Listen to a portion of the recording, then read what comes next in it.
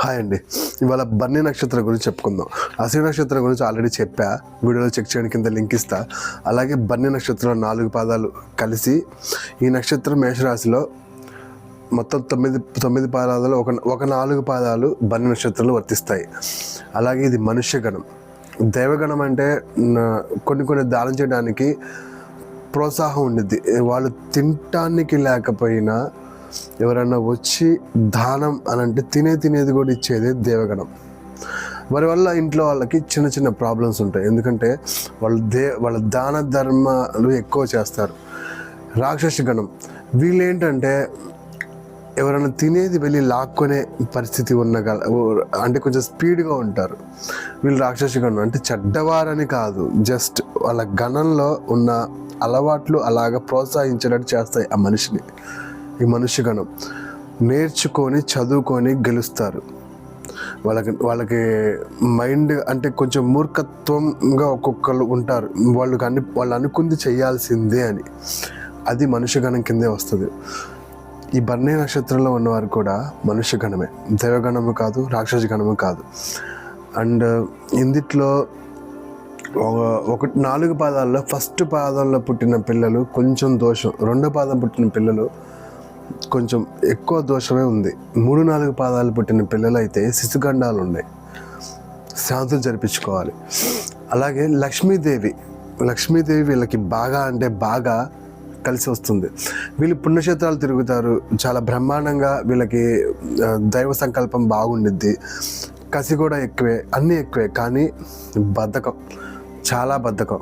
ఇంకా అసలు ఏంటంటే వాళ్ళ పనులు కూడా వాళ్ళు చేసుకోలేనంత బద్ధకం. అంటే వేరే విధంగా కాదు, ఉన్నట్టు చెప్పాలి కదా. అందుకని 100% యాక్యురసీ కోసం నేను ఇలా చెప్తానండి. ఒక్కొక్కళ్ళు ఫీల్ అయ్యి అప్పుడప్పుడు కామెంట్స్లో అడుగుతూ ఉంటారు, కానీ ఉన్నట్టు చెప్పాలి కదా, అదే చెప్తున్నా. కొంచెం బద్ధకం. ఈ బద్ధకాన్ని మట్టికి చూసుకోవాలి. అండ్ అసలైన పాయింట్ ఏంటంటే ఈ రాశి చరాచర రాశి అంటే ఒక్క చోట నిలవదు, ఒక్క చోట కాలు నిలవదు. ఇల్లు కూడా చాలా చోట్ల మార్చుకుంటూ ఉంటారు. అండ్ వాళ్ళ మనసు కూడా ఒక్క చోట స్థిమితంగా ఉండదు. దానివల్ల ఏం జరుగుద్ది అని అంటే చెడు అలవాట్లకి బానిసకు లోనేవారు తొందరగా మారరు. ముఖ్యంగా ఆడవారితో అక్రమ సంబంధాలు అవి తొందరగా వదిలిపెట్టుకోలేరు. అసలు అవి పెట్టుకోపోవటమే మంచిది. ఏ రాశిలో ఏ నక్షత్రానికైనా సరే అక్రమ సంబంధం పెట్టుకున్న మగోడు జీవితంలో పైకి వచ్చాడని చెప్పి ఎక్కడా లేదు. అది ఇక తొందరగా మారలేరు. సో పెట్టుకోపోవటమే మంచిది, అక్రమ సంబంధం పెట్టుకోపోవటమే మంచిది. వీరికి లక్ష్మీదేవి అభయహస్తం ఎప్పుడు ఉండిద్ది. అండ్ వీళ్ళు ఏ డేట్స్లో బాగా కలిసి వస్తుంది, ఏ డేట్స్లో కొంచెం ఇబ్బంది పడతారు, అలాగే వీళ్ళు జరిపించిన శాంతులు ఏంటి, అలాగే ఏ రాశులు వీరికి స్నేహితులుగా వర్తిస్తారు, అలాగే వీళ్ళది వేడి రాశి కదా, వేడి రాశి నాన్ వెజ్ తినవచ్చా లేదా, అలాగే ఎవరికి పూజించాలి, ఏ డేస్ పనికి వస్తాయి అన్నీ వివరించి చెప్పబోతున్నా.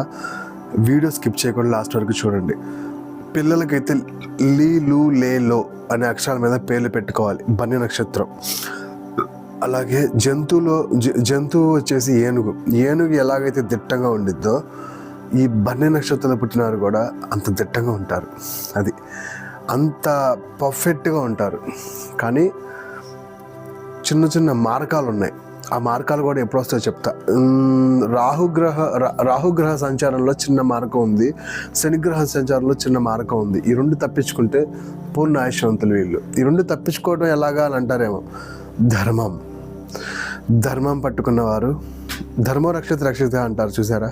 ధర్మం పట్టుకున్నవారు ఎప్పుడు కూడా జీవితంలో పైకి రాకుండా పోరు. ప్రశాంతంగా చనిపోయే చివరాఖరి నిమిషం కూడా నవ్వుతూ చనిపోతారు. ఎందుకంటే వాళ్ళందరూ అన్నీ సంపాదించేసుకుంటారు, ఇక ఉండటం కూడా అనవసరం అనే కాడికి వెళ్ళిన తర్వాతే చనిపోతారు. అది. So welcome to the video. మిగిలిన వీడియోలో చెప్తా. Welcome to my channel, welcome to my video. Bunny నక్షత్రం నామ నక్షత్రంలో లీలు లేలో గణము మనుష్య గణము జంతువు ఏనుగు నక్షత్రాధిపతి యముడు యమధర్మరాజు రాశి మేషరాశి రాశి అధిపతి కుజుడు పురుషగ్రహం ఎరుపు రంగు వాడు క్షత్రియ గుణం గలవారు వీళ్ళు నాన్ వెజ్ తినవచ్చు.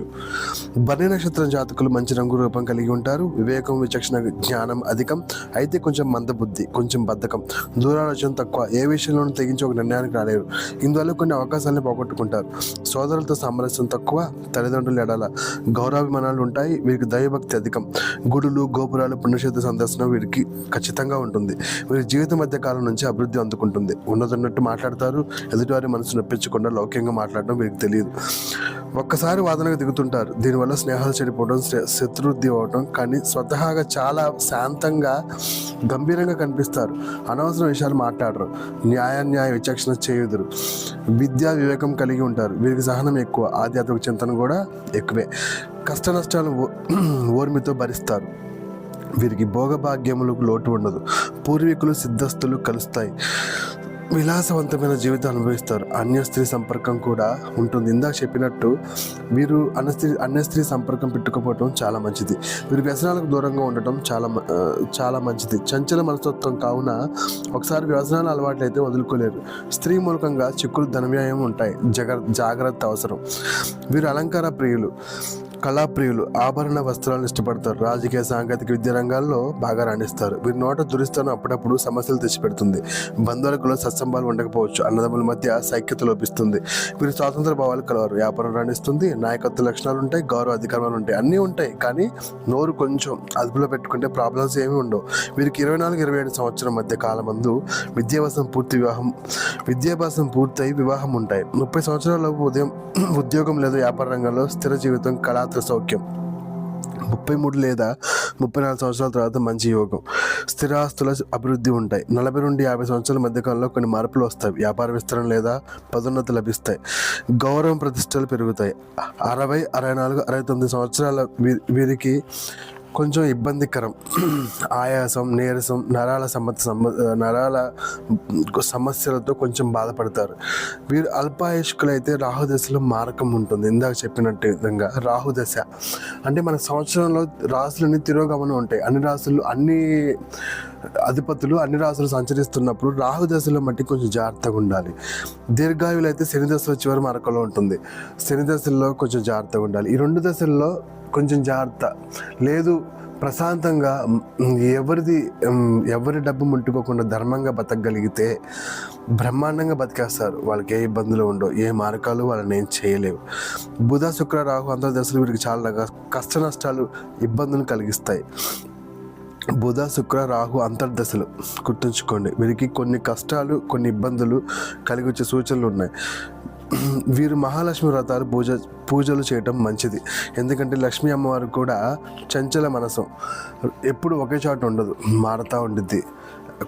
కొంతమంది దగ్గర డబ్బు ఎక్కువ ఉంటుంది, కొంతమంది దగ్గర డబ్బులు తక్కువ ఉంటుంది, కొంతమంది దగ్గర మళ్ళీ వాళ్ళ దగ్గరికి వెళ్ళేది అలాగనమాట. వీళ్ళ మనసు అలాగే ఉండిద్ది. వీరు భరణిలో జన్మించిన వారికి మొదటి పాదం సామాన్య దోషం, రెండో పాదం కొంచెం ఇబ్బందికరమైన దోషం, 3-4 పాదాలు శిశుగండం, శాంతులు జరిపించాలి. బన్నీ నక్షత్రంలో ఇంట స్త్రీ రజస్సులు అయితే 10 మాసాలు దోషం. బన్నీ నక్షత్రంలో ఉంట ఒక అమ్మాయి పెద్ద మనిషి అయిందనంటే 10 మాసాలు దోషం. దానికి దోష శాంతి జరిపించుకోవాలి. మృతికి మంచిదే, ఇబ్బంది లేదు. అంటే ఎవరైనా వయసు అయ్యి పెద్దవారు చనిపోయినా కూడా ఎటువంటి ఇబ్బంది లేదు. గృహం విడిచిపెట్టనక్కర్లేదు. వీరు ఉంగరంలో జాతి వజ్రము ధరించాలి. వీరి అదృష్ట సంఖ్య 6. 6 అంటే శుక్రుడు ఏంటంటే అసురులకు రాజు, అంటే రాక్షసులకు రాజు. లక్ష్మీదేవి అమ్మవారు కూడా శుక్రుడి యొక్క తల్లిలాగా, అంటే మనందరికీ తల్లిలాగానే ఉంటుంది. మనలో ఉన్న చెడు లక్షణానికి శుక్రుడు రాజు అయితే, మనలో ఉన్న మంచి లక్షణానికి గురువు రాజు అవుతాడు. అది అమ్మవారు ఇద్దరికి కూడా అమ్మే, మనకి కూడా అమ్మే. కాకపోతే మంచి ఉన్న చెడు ఉన్న మన న్యాయం నిర్వర్తించి ధర్మంగా బ్రతకగలిగితేనే అమ్మవారికి ఇష్టం. కాబట్టి అప్పుడే అమ్మవారు మనకి ప్రార్థింపజేస్తుంది ధనాన్ని. అదండి ఈ వీడియో. ఇంకా శాంతులు జరిపించుకోవాలన్నారు చూసారా, వీళ్ళు రాహు శాంతి, ఇంకా శనీశ్వరి యొక్క శాంతి జరిపించుకోవటం చాలా చాలా ముఖ్యం. ఈ రెండిట్లోనే మార్గాలు ఉన్నాయి కాబట్టి రెండింటికి శాంతి జరిపించుకోవటం బ్రహ్మాండం. అదండి వీడియో భరణి నక్షత్రం గురించి. మేషరాశిలో 4 పాదాలు కూడా భరణి నక్షత్రంలో 4 పాదాలు కూడా మేషరాశికి వర్తిస్తాయి. అలాగే పుట్టిన పిల్లలకి లీ లు లే లో అనే అక్షరాలు భరణి నక్షత్రానికి వర్తిస్తాయి. వీడియో నచ్చితే లైక్ చేయండి, సబ్స్క్రైబ్ చేయండి, కామెంట్ చేయండి, షేర్ చేయండి. బాగా జలుబు చేసింది, అందుకని కొంచెం మాట తడబడుతుంది. కొంచెం అడ్జస్ట్ చేసుకొని వినండి.